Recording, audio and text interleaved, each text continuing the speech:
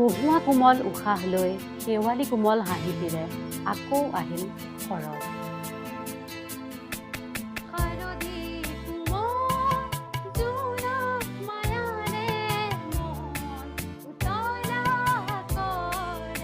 শুকুলা কহুৱাই হাত বাউলি মাতিছে শৰতক। শৰতে আনিছে শাৰদীয় বতৰা।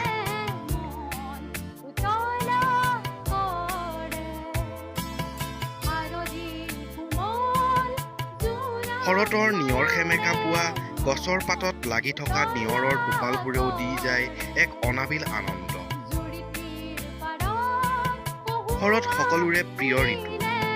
শৰতৰ আগমনৰ বতৰা বিলাই নীলা আকাশৰ তলত নাচিছে শুভ্ৰ কহুৱাই।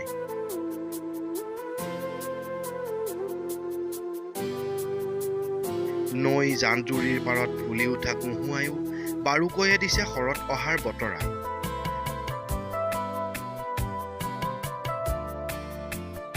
ঋতু পৰিৱৰ্তনৰ লগে লগে প্ৰকৃতিৰ এনে পৰিৱৰ্তনে শান্ত নিৰ্মল সেউজীয়া কৰি তুলিছে পৰিৱেশ। এটুপ দুটুপ কৰি সৰি থকা নিয়ৰৰ টিপ টিপ ধ্বনিয়ে দিয়ে শৰতৰ আন এক মাদকতা। শৰৎ যেন সৃষ্টিৰ আকৰ প্ৰতিশ্ৰুতিৰ ঋতু, দিয়ে সৃষ্টিশীলতাৰ আৰু সম্ভাৱনাৰ অনুভৱ। শৰৎ ঋতুৰ অনুপ্ৰেৰণাৰ প্ৰতীক এক আৱেগময় পৰিৱেশ। শৰতৰ আগমনৰ বাতৰি পাই দুবৰিৰ সেউজ দলিচাত মুকুতা হৈ জিলিকে নিয়ৰৰ টোপাল। শেৱালিয়েও নিয়ৰৰ দলিচাত হেতেলি পাতিছে সুকোমল শেৱালিৰ পাহি। এফালে কহুৱাৰ ৰসালত্ব আলিংগন, আনফালে নিয়ৰ সিক্ত দুবৰিত জিলিকিছে শাৰদীয় মুকুতা।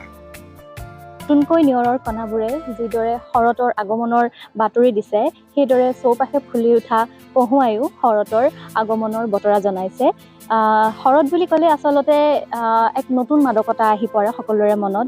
যিদৰে কবি গীতিকাৰে শৰতক লৈ গীত ৰচে, কবিতা ৰচে। গতিকে শৰতে শীতৰ আগমনৰ বতৰা দিয়ে আৰু সকলোৰে শীত প্ৰিয়ই। গতিকে এই শৰৎ আচলতে সেইকাৰণে সকলোৰে প্ৰিয় আৰু আশা কৰোঁ শৰতে সকলোৰে অন্তৰলৈ ৰঙৰ উৎসৱ কঢ়িয়াই আনক, ৰং কঢ়িয়াই আনক। কহুৱাৰ ফুলাৰ লগে লগে আমাৰ মনবোৰো উৎসৱ মুখৰ পৰিৱেশে আমাৰ মনবোৰো আৱৰি ধৰিব ধৰিছে। আৰু যিবোৰ দুষ্কৃতিকাৰী বা যিবোৰ আমাৰ বেয়া নাশ মানুহৰ মনত সৃষ্টি হয়, সেই সৃষ্টিবোৰ যাতে দেৱীৰ আগমনে সকলোৰে মনবোৰ ভাল কৰি তোলে, পবিত্ৰ কৰি তোলে আৰু সকলোবোৰ ব্যক্তি যাতে কৰ্মমুখী হয়, আমাৰ সমাজখন ভাল দিশত আগুৱাই লৈ যায়, মই তাৰে কামনা কৰোঁ।